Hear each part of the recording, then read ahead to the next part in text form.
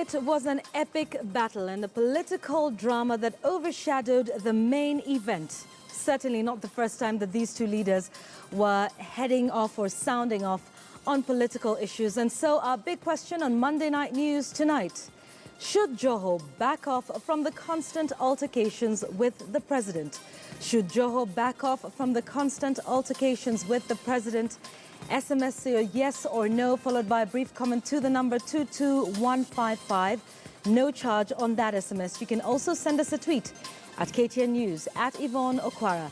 The hashtag is Monday Night News.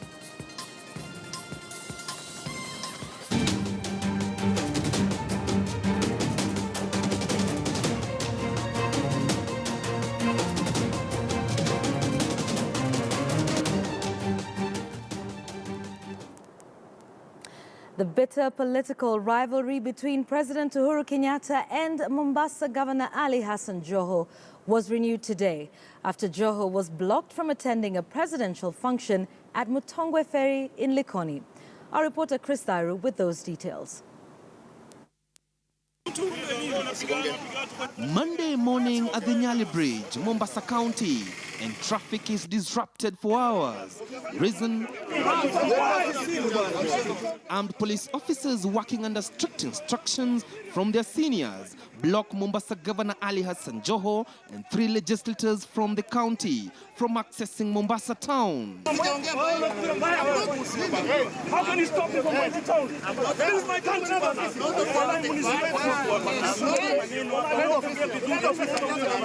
And an altercation ensued between Joho and the armed police officers.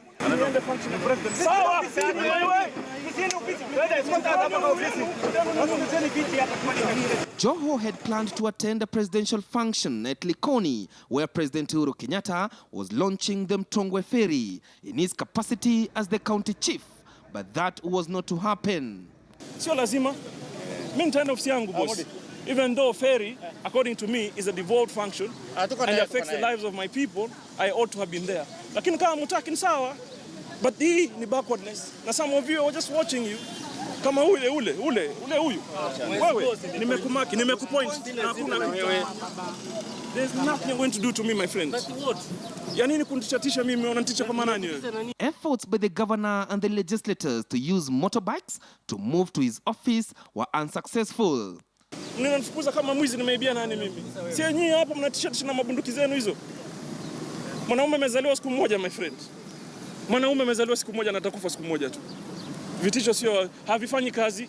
And after hours of push and shove, the police officers finally allowed Joho to board a waiting vehicle and leave for his official office in Mombasa town. At Likoni, where the president was launching the Mutongwe Ferry, he did not mince his words as he publicly tore into Governor Joho. Si yeye kwanza akuja ambie watu ya Likoni ama watendea nini miaka yake 4. Sio kuja tufuatane na yeye hapa, tunafuatana na yeye afanye nini? Mimi sio bibi yake, mimi sina haja na yeye. Only yesterday, Joho had suffered a blow after police rejected his application to hold a political rally at Mvita grounds in Mombasa to the one held by President Uhuru Kenyatta at Tononoka grounds, which is just a few kilometers away. It is not that I want to attend that function because the president is there. No. He happens to be the president of the Republic of Kenya at this time when I'm governor of Mombasa. Kenya Ferry Services ni ya serikali, tumefanya yale tumefanya. Yeye pia aende kwanza asafishe huu muji na mambo mengine kama haya, yale ambaye ndiyo kazi yake. Lakini sio kuja hapa tufuatane ati ndio adioneshe vile yeye ni mtu mkubwa. Asicheze na sisi bwana, akicheza na sisi tutamnyorosha.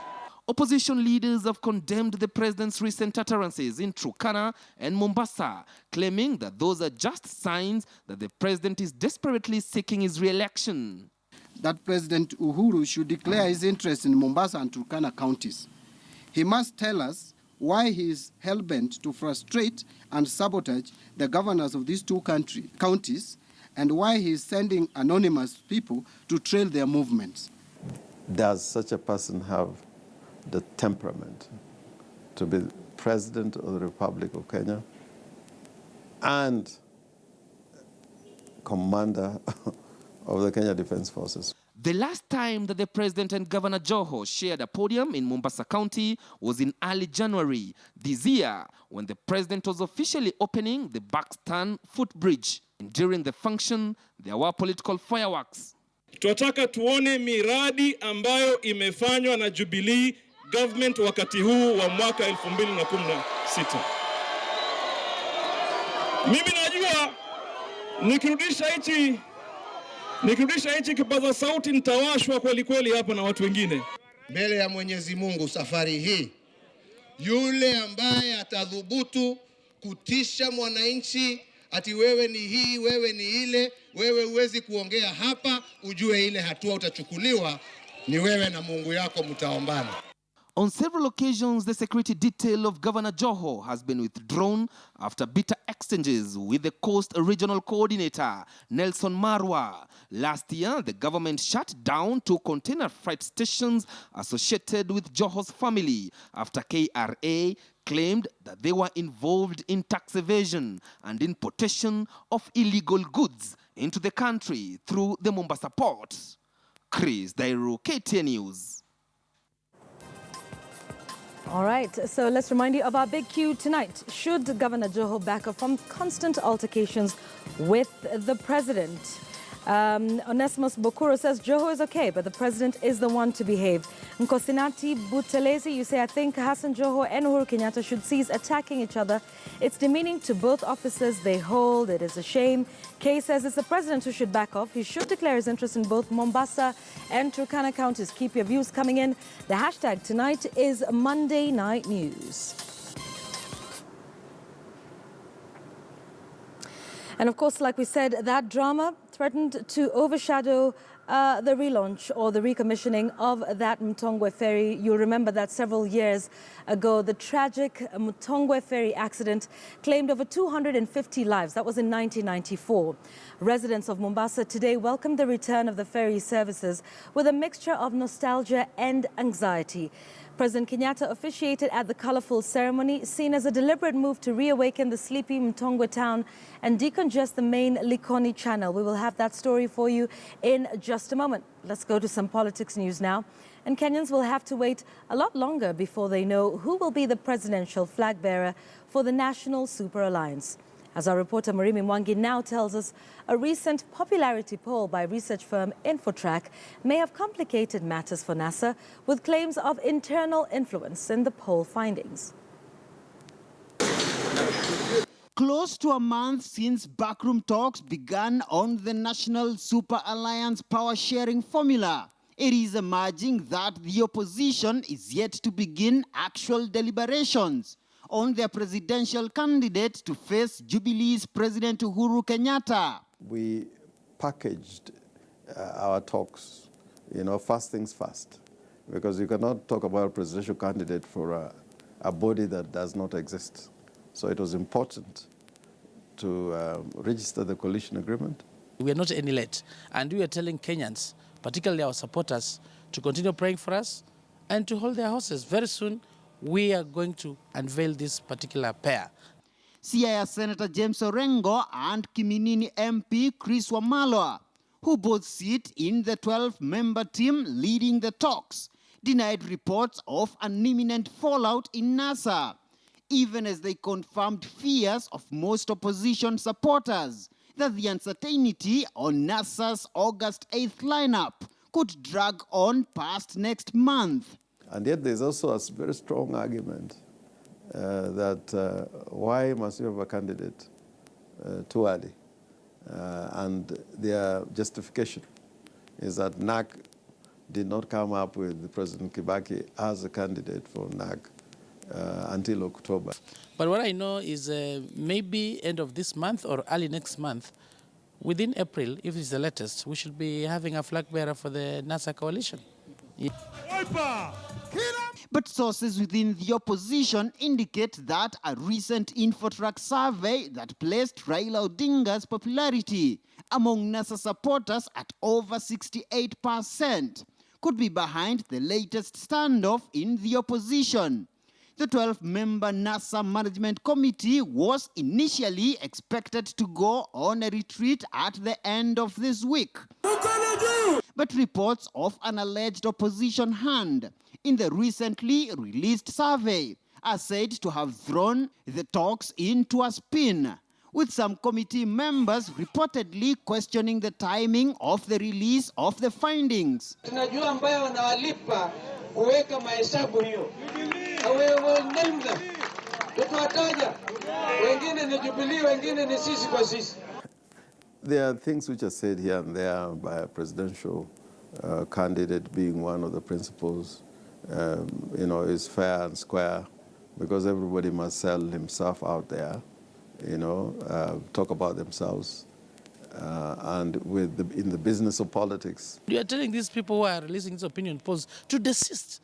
They should not be releasing opinion polls, particularly at such a time, because we don't want any undue advantage to anybody or whatever the case. But arguably, the greatest setback to the NASA talks appears to be the failed plans for joint nomination of candidates in key politically strategic counties, a flop said to have slowed down the talks, even as the NASA committee reconvenes on Tuesday for another round of negotiations. We do not want the experience of 2002, that upon formation of the government, we went asunder because we did not carry the spirit of coalition beyond the election. With a determination to wrestle the numbers from Jubilee here in Parliament, the jostle over joint nominations remains a hard tackle for NASA as deliberations on the presidential flag bearer continue. Muremi Mwangi, KTN News in Nairobi. Parties in the doctors' pay dispute have until tomorrow morning to agree on a return-to-work formula. The Court of Appeal granted what it termed as the last chance for parties to reach a consensus, or the dispute will be referred back to the Employment and Labour Relations Court.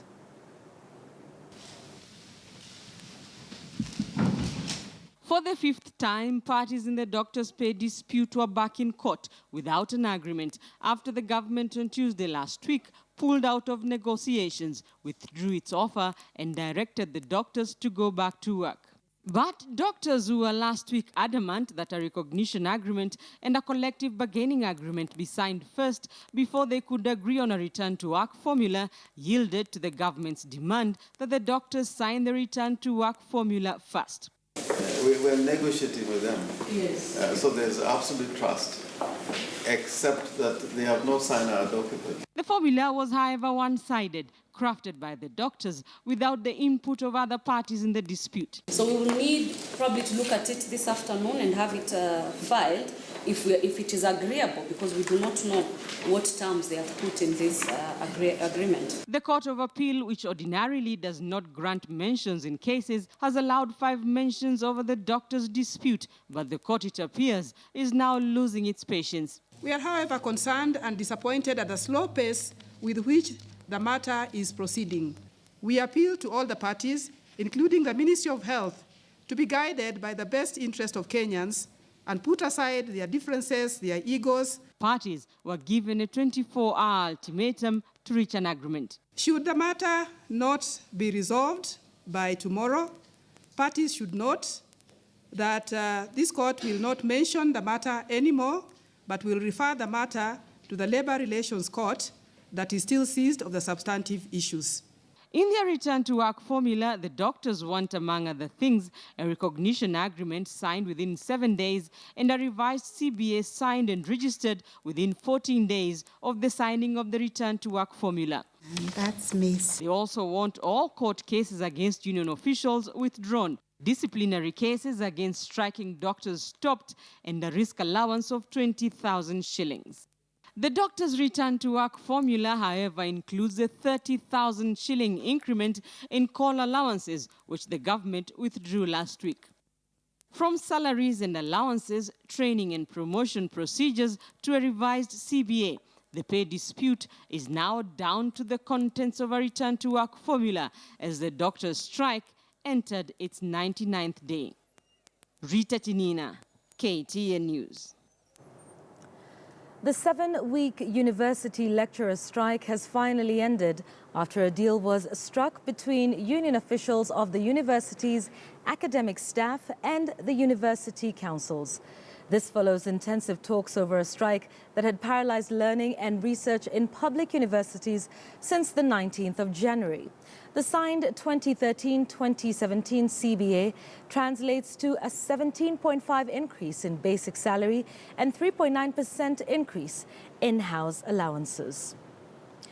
Now, the highest rate of inflation in recent times was witnessed last month, with the cost of commodities in the country going up just a few months to the next general election. And while the Jubilee administration is keen to highlight achievements made towards realizing its economic agenda, our reporter Timothy Otieno found out that Kenyans may be reading from a different script. Tonight, he tells us why on our continuing series on the State of the Nation address that is just 3 days away.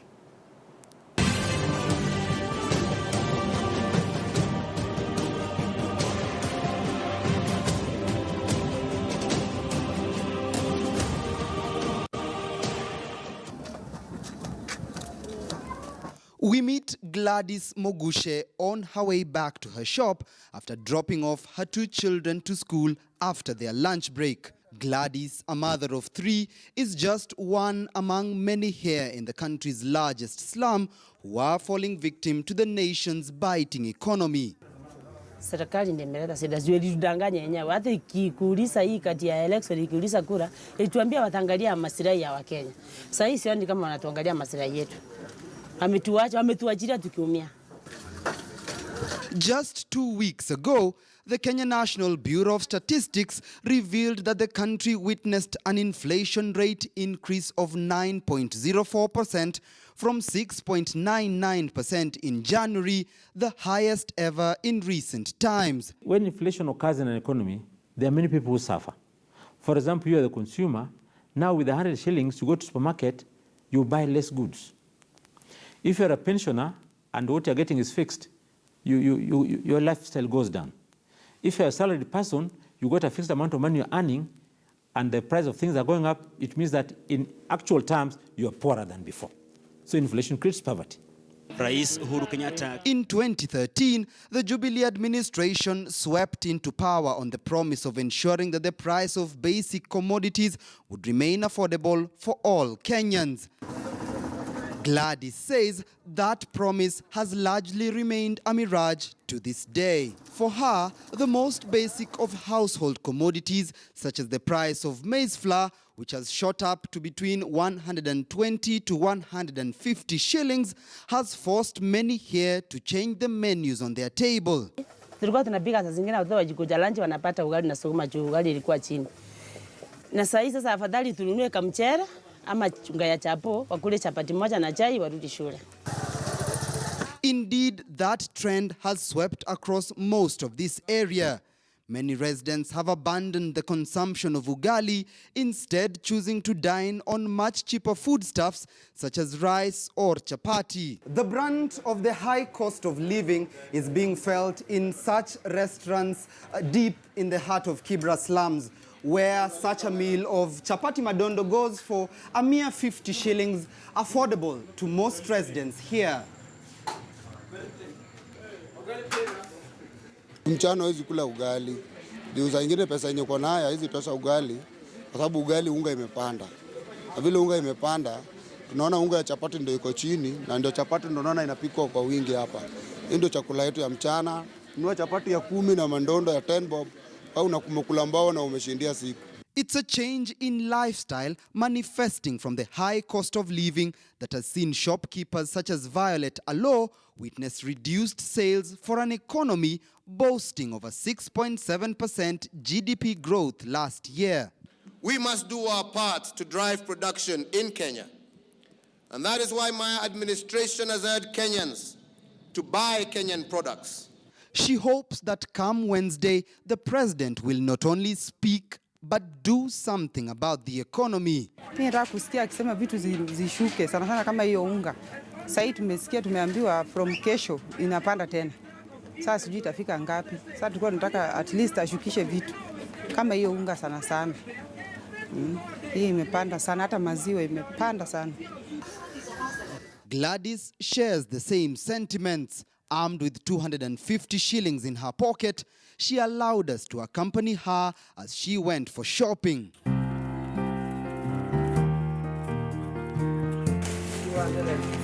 The 250 shillings could only buy a packet each of maize and wheat flour and a sachet of tea leaves. Peugeot Group have signed a contract to begin assembling the well-known Peugeot vehicles once again here in Kenya. With the reopening of industries and manufacturing plants, the head of state is likely to factor the growth of enterprise and job in his speech this week. Indeed, the Kenya National Bureau of Statistics records that job creation went up in 2015 for an administration that promised 1 million jobs annually. But for a majority of Kenyans like Gladys who are yet to feel that growth, the most basic of requirements, such as affordability of commodities, ranks highest among many if their vote is to count come August the 8th. Timothy Otieno, KTN News.